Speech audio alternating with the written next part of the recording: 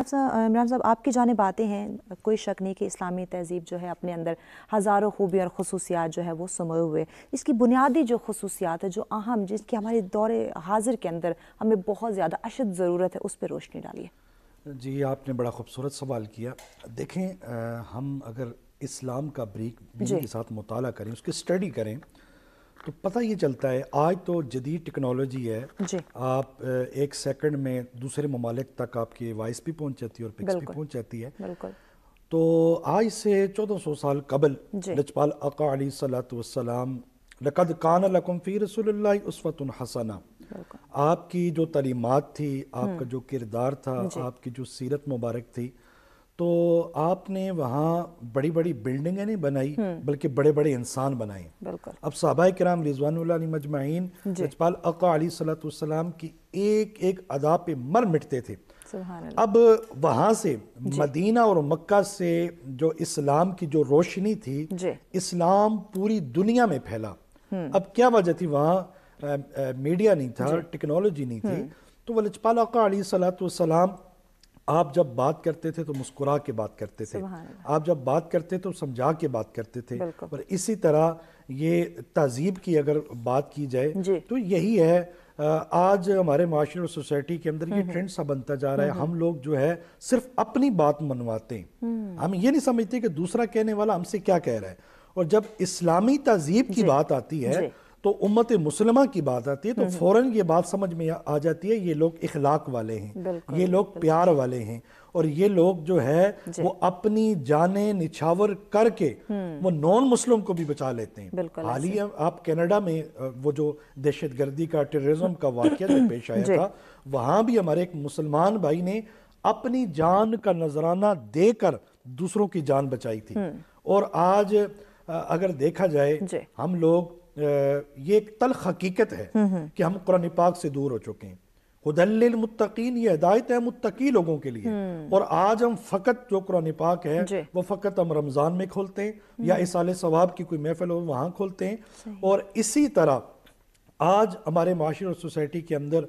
لوگ یورپ کو زیادہ فالو کر رہے ہیں، ہم اپنی تہذیب کو بالکل بھول چکے ہیں۔ قبلہ علامہ صاحب بھی اس بات سے ایگری کریں گے کہ ہم اپنی جو اسلامی ہماری تہذیب تھی اس کو بالکل بھول چکے ہیں۔ اور اسی طرح آج ہمارے معاشرے کی بیٹی، جس کو چاہیے کہ وہ لجپال آقا علیہ الصلوۃ والسلام کی لخت جگر نور نظر سیدہ طیبہ اکملہ صادقہ سیدہ فاطمہ الزہراء رضی اللہ تعالیٰ عنہ، آپ کی سیرت اور کردار کو پڑھیں، پتہ یہ چلتا ہے کہ صبح سحری کے ٹائم صرف ایک گلاس پانی کا پی کر آپ نے روزہ رکھا، سارا دن اسی طرح بھوکے پیاسے، شام کو افطاری کے وقت جو دسترخوان پہ تھا باہر سے آواز آتی ہے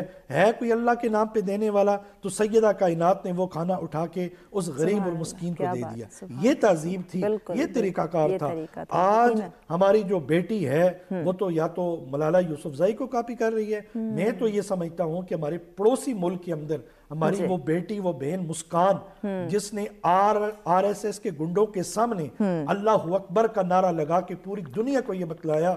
کہ بتلا دو گستاخی نبی کو، غیرت مسلم زندہ ہے، ان پہ مر مٹنے کا جذبہ کل بھی تھا اور آج بھی ہے۔ آج میں یہ سمجھتا ہوں کہ ملالہ یوسفزائی کی 100 سالہ زندگی کے بدلے ہماری وہ بہن مسکان، اس کی ایک لمحے کی جو اللہ اکبر کی صدائیں تھی وہ کہیں بہتر ہے۔ آج ہمارے معاشرے اور سوسائٹی کو یہ چاہیے کہ ہم اسلام کے پرچم کو بلند کریں، ہم اپنی جو تہذیب ہے، اسلامی جو ثقافت ہے، ہمارا جو کلچر ہے، اس کو ڈیولپ کریں، اور ڈیفینیٹلی اسی میں ہماری بلائی ہے، کیونکہ لا اکراہ فی الدین، دین کے اندر کوئی جبر نہیں ہے، کوئی سختی نہیں ہے، دین جو ہے امت والا ہے، دین جو ہے وہ محبت والا ہے، بھائی چارے والا ہے، رواداری والا ہے، سخاوت والا ہے۔ ہمیں یہ چاہیے کہ ہماری عزتیں جو اللہ رب العزت نے رکھی ہیں وہ دین میں رکھی ہیں، ہم نے اپنی ثقافت کو جو ہے وہ نہیں بلانا۔ آج بھی اگر دیکھیں سوشل میں بالکل وائنڈ اپ کی طرف آ رہا ہوں، ہمارے سوشل میڈیا میں بھی تنقید کا دور ہے۔ یہ دیکھیں تہذیب، اصلاح کرنا، درستگی کرنا، معاملے کی جانچ کرنا،